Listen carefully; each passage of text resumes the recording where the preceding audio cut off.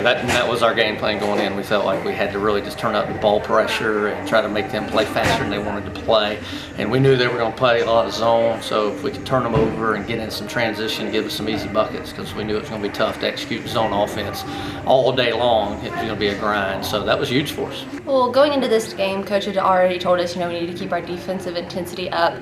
And from the get-go, we had to know who our man was, what defense we were in, and exactly where everybody was, especially the shooters, because they are a very well-rounded shooting team.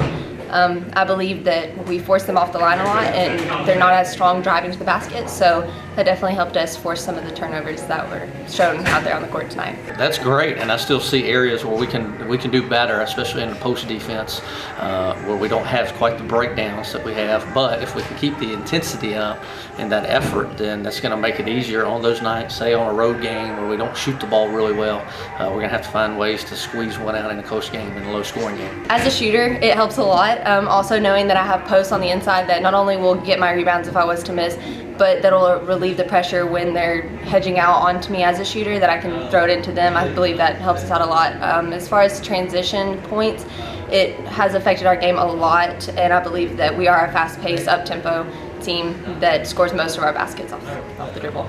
Well, they're going to need a much-needed break with this short Thursday, Saturday turnaround. They'll get off for Christmas break, so they'll get some rest, hopefully get some sore joints healed up, and then when we come back, we got to work on, still got to figure out our rotation a little bit, figure out who's going to go in, when, and where.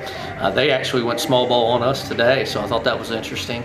But we just got to clean up our execution. I thought we got a little careless with the ball too, especially at the end. We haven't turned it over much this season, but we have the last two games, and so we got to clean that up.